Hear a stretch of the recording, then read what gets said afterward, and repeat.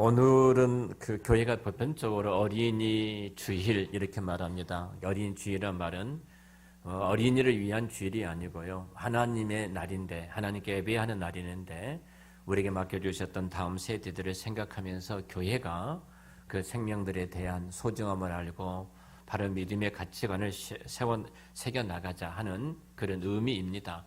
그러니까 어린이 주일 이 말 자체는 원칙적으로 맞지 않다는 생각을 가지시고 그런 의미에서 쓴다고 여러분들이 그렇게 생각하시면 됩니다. 우리가 하나님 나라의 백성들과 다시 말씀 저와 믿지 않는 불신자들 가운데 가장 큰 차이가 있다면 그 차이는 가치관의 차이일 것입니다. 가치관이라는 것은 어느 것이 옳으냐, 어느 것이 중요하냐 이 이야기를 말한 것이죠. 예수를 믿는 저와 여러분과 다르게 예수를 믿지 않는 사람들과의 차이는 굉장히 중요합니다. 이 차이점은 세상에 예수를 믿지 않는 사람들은 철저하게 자기를 위해서 살아가죠. 그러나 예수를 믿는 저와 여러분들은 사람의 제일된 목적이 하나님의 영광을 위해서 살아가는 것처럼 하나님의 영광을 위해서 살아갑니다. 그런 측면에서 우리 가정의 모습들을 한번 돌아봤으면 좋겠다. 회복이라는 주제를 갖고 계속 말씀을 나눌 텐데 오늘은 명문 가정, 믿음의 명문 가문으로서의 좀 회복을 해가자 하는 측면에서 말씀을 생각해 봤습니다. 모든 부모들은 우리 아이들을 최고로 키우고 싶은 것이 부모들의 마음일 것입니다. 어떻게 하면 아이들을 잘 키울 수 있을까요? 이미 아이들을 다 키웠던 부모들 입장에서는 굉장히 많은 후회가 남지요. 또 부모를 키우고 있는 부모들 입장에서는 늘 고민이 되어지는 내용이기도 합니다. 아이를 가장 잘 키우는 민족을 우리는 유대인들 이렇게 말합니다.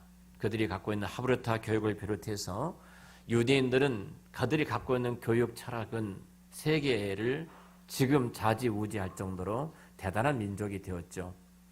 유대는 전 세계적으로 1600만 명 정도밖에 되지 않는 작은 민족입니다. 잘 아는 것처럼 2000년 동안 나라를 없이 전 세계적으로 흩어져서 뿔뿔이 흩어져 핍박과 박해 속에서 살아왔던 민족이 유대인들입니다.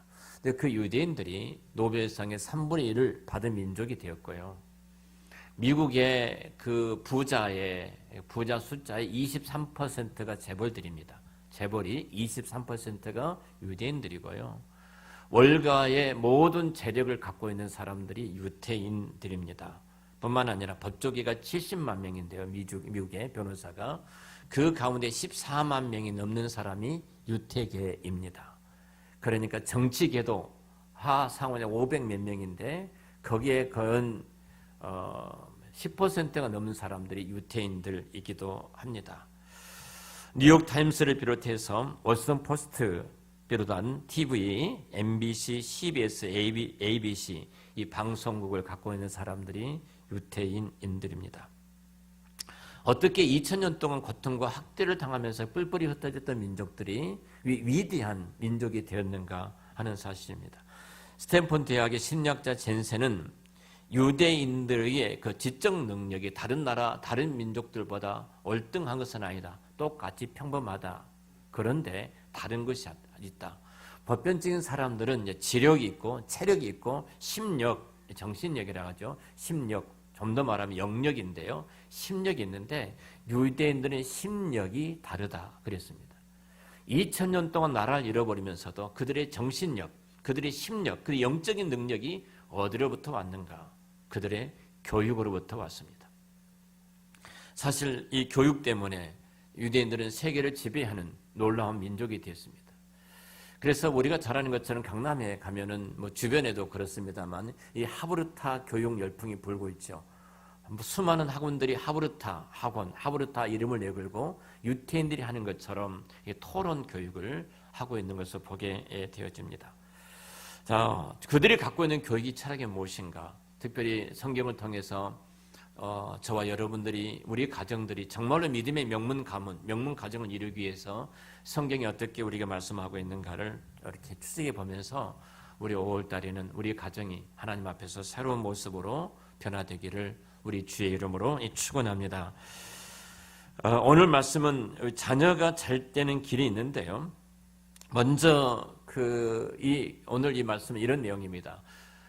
신명기는 이스라엘 백성들이 가나안 땅 들어가기 직전에 광야의 40년을 마무리하고 모압 평지에서 진을 치고 있습니다. 요단강을 사이에 두고 가나안 땅을 바라보면서 모세가 자기 백성들에게 주시는 말씀이 이 신명기라는 우리가 지금 읽었던 이 본문의 내용입니다.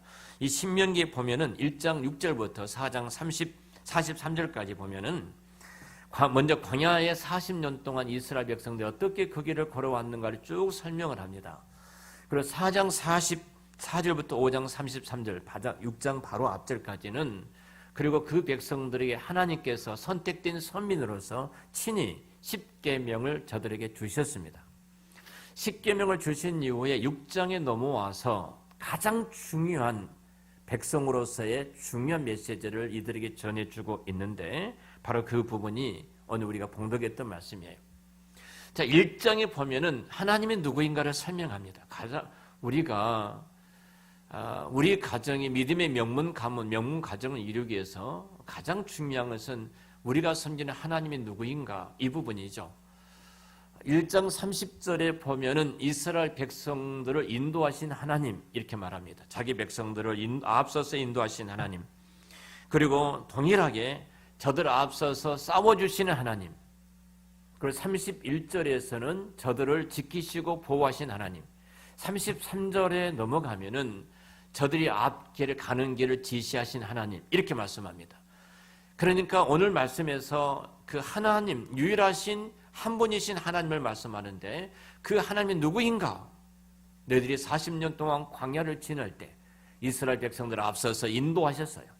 불과 구름 기둥으로 자기 백성들을 지키고 보호하셨고 필요한 모든 것들을 공급해 주셨던 하나님, 그리고 그들이 앞서서 가야 될 그 길들을 이끌어 주신 하나님으로 소개합니다. 그리고 6장 4절에 넘어오자마자 성경은 이렇게 말합니다. 이스라엘아 들으라고 말합니다. 이스라엘아 들으라. 원문에는 들으라 이스라엘아 명령이 나옵니다. 들으라. 결국은 유대인들에게 있어서 가장 큰 이스라엘 백성들에게 있어서 큰 메시지는 들으라입니다. 들으라. 예.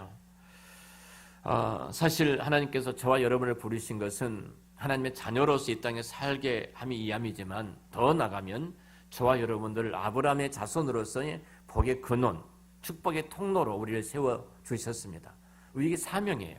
아브라함을 통해서 아브라함의 가족이 아브라함을 통해서 그 열방이 복을 받았던 것처럼 하나님은 동일하게 저와 여러분을 통해서 여러분의 가정이, 여러분의 직장이, 여러분의 일터가, 여러분과 함께 생활하는 모든 사람들이 복을 받기 위해서 여러분을 택하시고 여러분들을 부르신 줄로 믿습니다.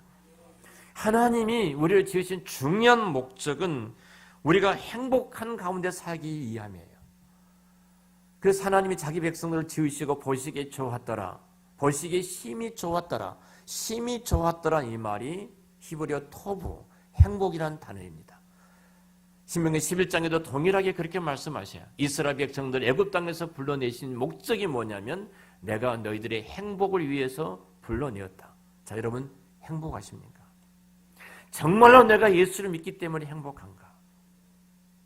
우리 자녀들이, 내 아내가, 내 남편이, 그리고 우리 부모가, 직장에서 나를 보는 사람들이, 사업장 일터에서 나와 함께하는 사람들이 내가 예수를 믿는 것 때문에 행복한 그 모습들을 저들이 보고 있는가? 하나님 우리를 지으신 본질적인 목적은 이 땅에서 행복하기 위함이에요. 근데 우리가 세상에서도 보면은 행복지수가 우리나라가 OECD 가운데 가장 꼴등 아닙니까? 50 몇이잖아요. 행복지수가. 핀란드가 행복지수가 1위고요. 우리보다 훨씬 못 사는 나라들이 훨씬 더 행복하다. 우리는 방글라데시보다도 행복하지 않는 나라예요. 얼마나 비참합니까? 우리 경제적으로나 어떤 여러 부분에 있어서 성숙되어지고 잘 사는 나라가 되었습니다. 그런데 행복하지를 못해요. 만약 예수 믿는 천만의 그리스도인들이 행복하다고 말을 했다면, 아니 행복하게 살고 있다면 우리 민족이 그렇게 고통과 비참하게 살아간다고 그렇게 말할 수 있었을까요? 뭔가 우리는 지금 잘못되어 있어요. 우리 자녀들이 부모를 바라볼 때 정말 우리 엄마 아빠는 행복하신 분이야. 예수 믿는 내 아내를 바라볼 때 당신은 정말로 행복한 사람이야. 직장이나 일터에서도 나를 바라보는 사람들이 당신이 예수를 믿는 것 때문에 정말로 행복한 사람이군요. 하나님 우리를 지으신 목적이 행복인데, 그래서 이렇게 말을 합니다. 자, 우리가 행복하기 위해서 주시는 말씀인데요, 그 말씀은 하나예요. 하나님을 사랑하는 것입니다. 여러분, 하나님을 사랑하면요, 저와 여러분은 행복하게 될 줄로 믿습니다. 주접이라는 그 인기 가수들이 등장을 하고 그 팬들이 주접을 떠는 뭐 그런 프로그램이 있습니다. 그들이 그 자기들 좋아하는 가수를 사랑하기 때문에요, 반 미친 사람들이더라고요. 정말로 그 방에 들어가니까 온통 자기가 좋아하는 가수들의 사진으로 도배되어 있고요, 따라다니면서 사진을 찍고요, 콘서트는 전국을 따라다니면서 다닙니다. 어떤 집에는 프린트기까지 다 뭐 수백만 원 들여가지고 프린트기까지 만들어가지고 뭐 그 사진을 찍어내고 옷에다가 인쇄를 해서 나눠주는 그 일을 합니다. 번 돈은 거의 다 글이 들어간다, 그렇게 이야기를 합니다. 근데 그들이 특징이 하나 있어요. 그 사람만 등장하면 행복해요. 너무 좋다는 것입니다. 자, 그러면 생각해 보죠.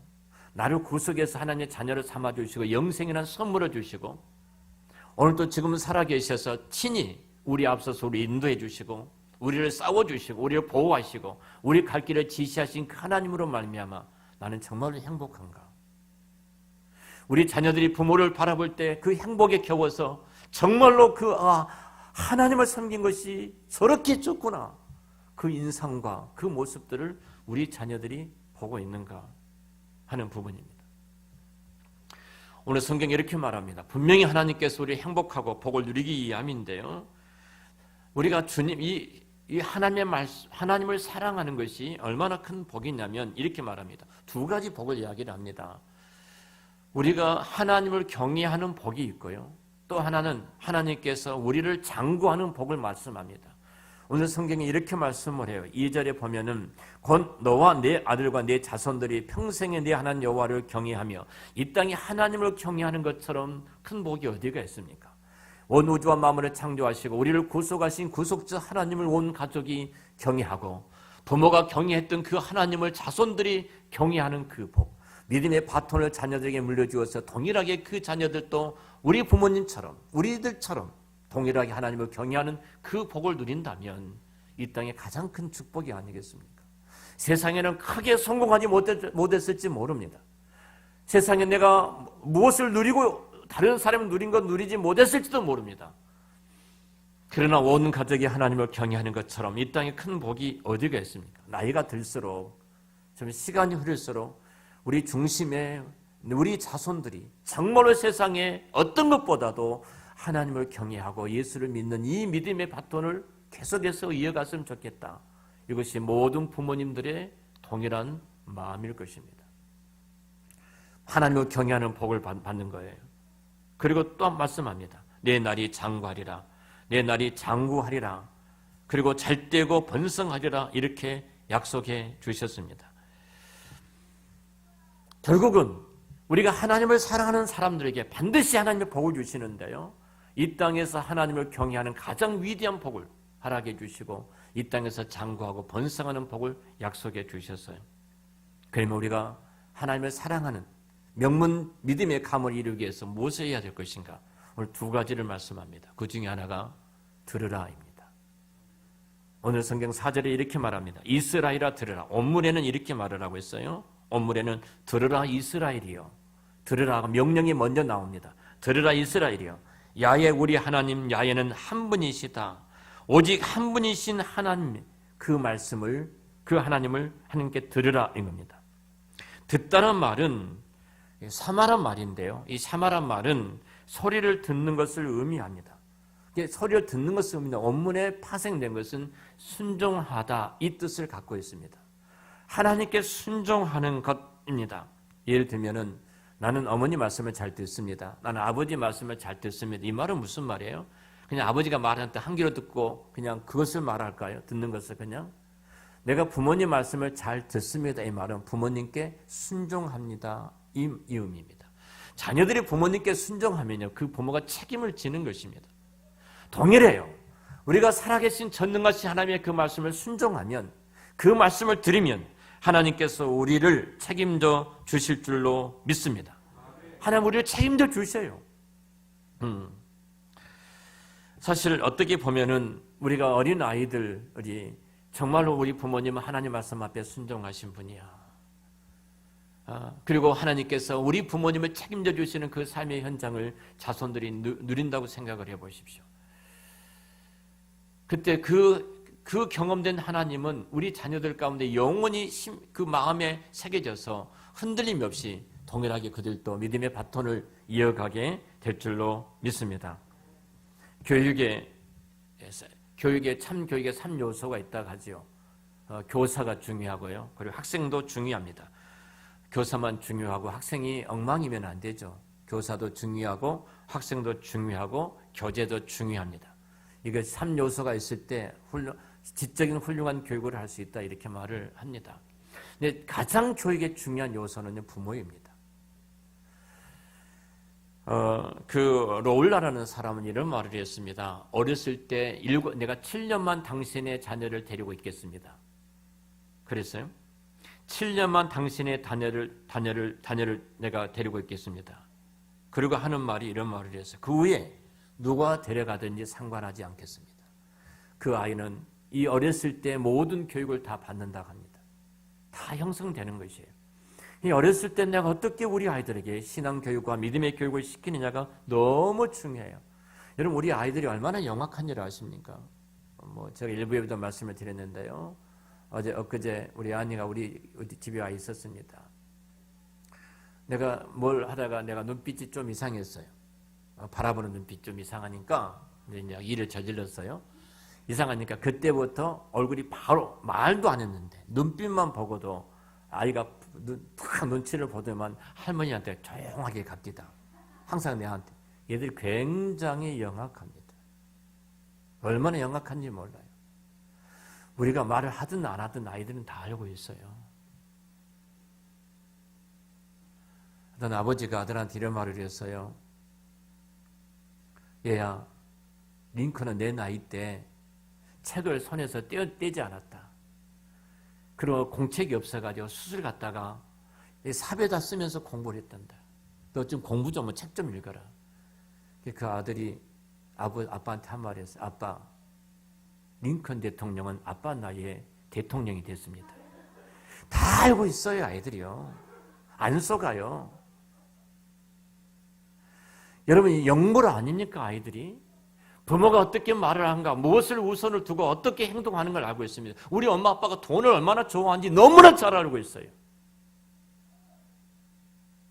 우리 엄마 아빠의 가치관이 어디에 있는가, 하나님의 영광을 위해서 살아가는가, 아니면은 세상의 욕심 때문에 하나님을 이용하는가, 여기까지 다 알고 있습니다.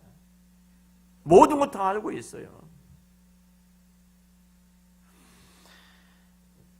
아이들은 부모의 앞에서 배운 것이 아니라 부모의 뒷모습을 보고 배운다고 말하지 않습니까?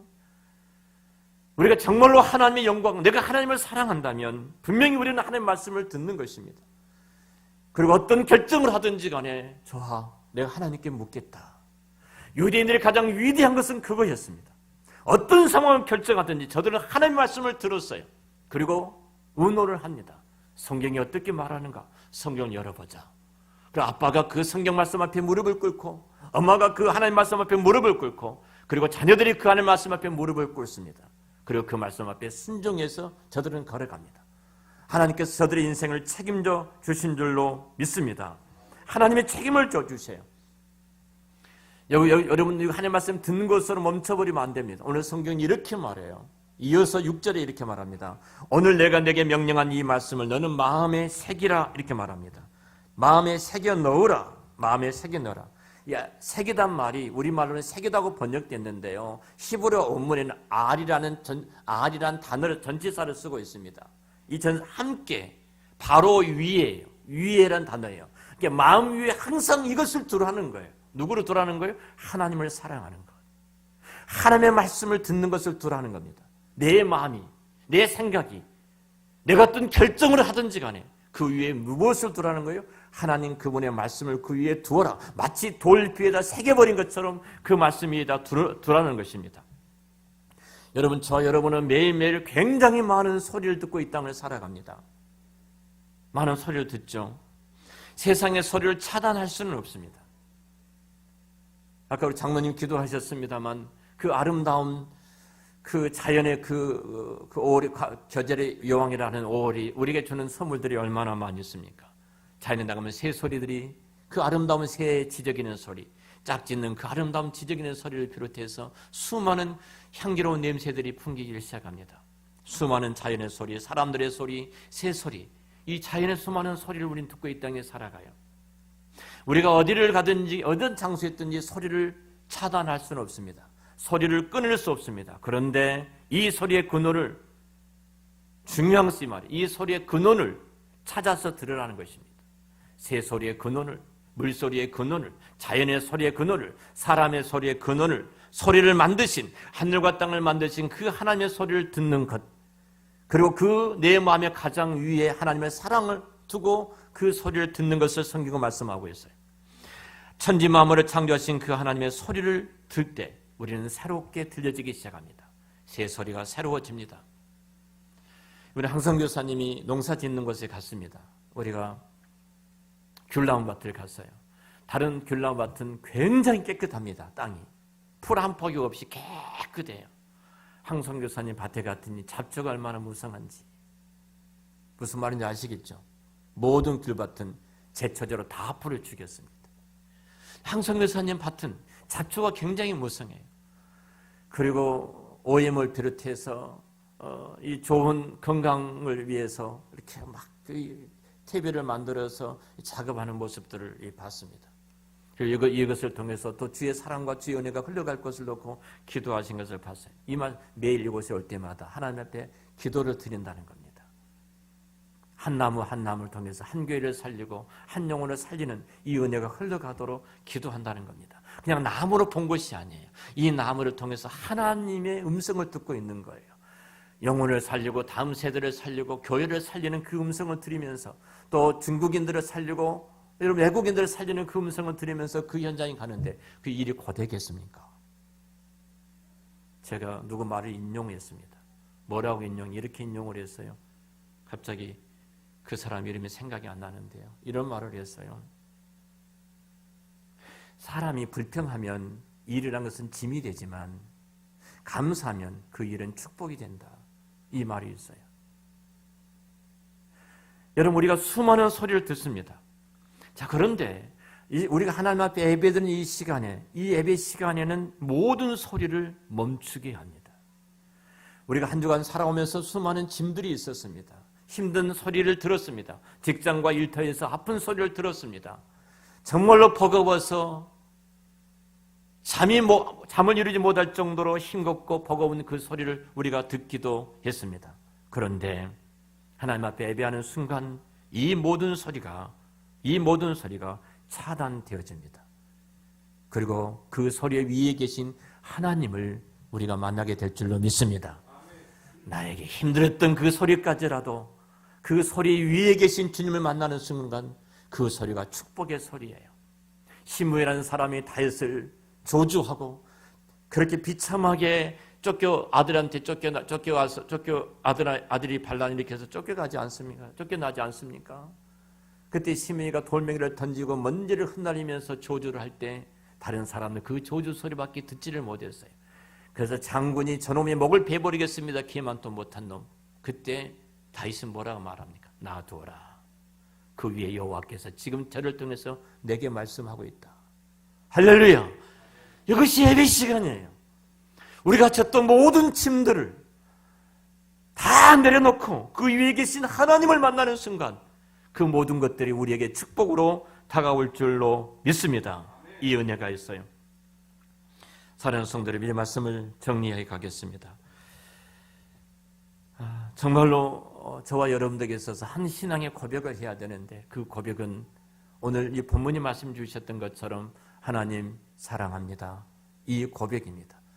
하나님은 사랑합니다. 이 고백이 여러분 가운데 이루어지기를 축원합니다. 하나님 사랑합니다. 시편 18편 1, 2절에 다윗은 이렇게 뜨겁게 고백합니다. 나의 힘이 되신 여호와여, 내가 주를 사랑합니다. 여호와는 나의 반석이시요 나의 요새시요 나를 건지시는 자시요 나의 하나님이시요 나의 피할 바이시요 나의 방패시요 나의 구원의 뿌리시요 나의 산성이십니다. 여러분, 하나님을 사랑합니다. 내가 우리 자녀들 앞에서 내가 하나님을 사랑합니다. 남편이 아내 앞에서 아내가 남편 앞에서 나는 하나님을 사랑합니다. 이 고백을 할 때 하나님께서 얼마나 기뻐하신 줄 아십니까? 이번에 어느 목사님 사모님이 암으로 투병을 하셨는데요. 아들이 의사한테 전화가 왔습니다. 전화 오고 손지 사진을 보내준 거예요. 근데 이분이 얼마나 행복하시든지 얼마나 좋아하시든지 그러면서 그 사랑합니다 이 고백을 하더라고요. 엄마 사랑합니다. 며느리가 고백하더라고요. 아버님 사랑합니다. 그러니까 아버지가 입이 그냥 찢어지는데 그 모습 속에서 하나님을 봤어요. 내가 하나님을 사랑합니다. 이 고백을 할 때 얼마나 하나님이 기뻐하실까. 제가 매주마다 작지만 헌금을 계속 감사헌금을 주 앞에 올려드립니다. 2단을 꼭 씁니다. 하나님 감사합니다. 하나님 사랑합니다. 이 2단은 제가 52주 빠지지 않고 계속 쓰고 있습니다. 새벽 기도를 하면서 늘 저는 읊조립니다. 하나님의 사랑을 고백합니다. 사랑합니다. 나의 하나님. 사랑합니다. 나의 예수님. 아주 많이 사랑합니다. 우리 예수님께서 다 제자들이 뿔뿔이 도망치고 흩어졌을 때 갈릴리 호수로 가 있어 제자들이 그곳에 찾아가십니다. 그리고 모든 제자들이 다 모여있는 그 자리에서 베드로를 지명합니다. 요한복음 21장에 바요나 시몬의 아들 베드로를 부르죠. 베드로야, 너가 이 사람들보다 나를 더 사랑하느냐 이렇게 질문해요. 자, 베드로가 어떻게 고백해야 되겠습니까? 3번이나 부인했습니다. 모른다고. 부활하신 주님을 만나고도 베드로는 주님 못 따르겠다고 보따리를 싸가지고 자기가 고기 잡았던 갈릴리 바다로 다시 가서 고기를 잡고 있었습니다. 근데 주님이 찾아오셨어요. 제자들이 다 보고 있어요. 제가 묻습니다. 이재현 장로님한테. 이재현 장로님, 이 모든 사람보다도 하나님을 더 사랑하십니까? 그럼 다른 사람 기분 나빠요, 안 나빠요? 나보다 더 사랑한다는데? 생각해 보세요. 베드로가 그렇게 사랑한다고 대답이 쉬웠겠습니까? 제자들이 훨씬 더 베드로가 사랑했던 실질적인 사람들이 있었어요. 그런데 내가 이 모든 사람들보다 내가 나를 더 사랑하느냐? 그때 베드로가 뭐라고 그래요? 주님, 그렇습니다. 내가 주님을 사랑합니다. 그것이 베드로의 마음입니다. 하나님께서 그 마음을 보신 거예요. 그리고 당신들의 양들을 맡겨주시고 당신의 백성들을 맡겨주신 겁니다. 그 말을 들었던 다른 제자들은 화가 날 수 있어요. 저 따위가 어떻게 나보다 더 사랑하는데 3번씩 모른다고 부인하고 저주했던 놈인데, 그리고 지금은 따라가지 못하고 갈릴리 바다에 고기 잡으러 떠났던 사람인데 어떻게 저가 나보다 더 사랑한다고 말할 수 있어? 근데 베드로의 마음은 그거였어요. 세상 사람들은 어떻게 보든지 간에, 내 자녀들이 어떻게 보든지 간에 나는 주님을 정말로 사랑합니다.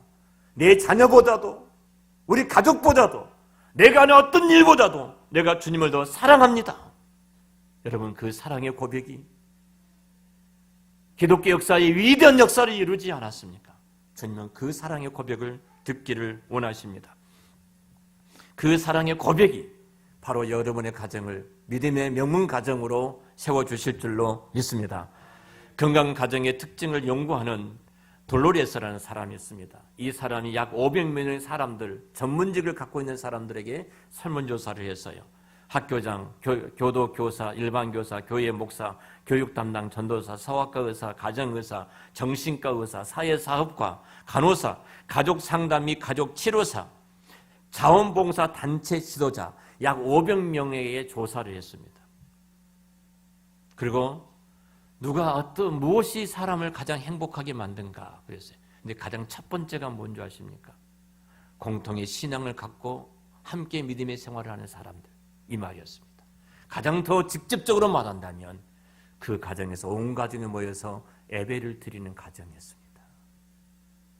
여러 가지 이유가 있습니다. 함께 대화하고 서로 신뢰하고 인정하고 격려하고 다른 점을 존중해주고 개성을 인정해주고 인류와 이웃과 인류에 대한 봉사 등등 다 있는데 가장 첫 번째가 같은 신앙을 가지고 함께 하나님을 섬기는 사람들, 함께 종교 생활하는 사람들이었습니다.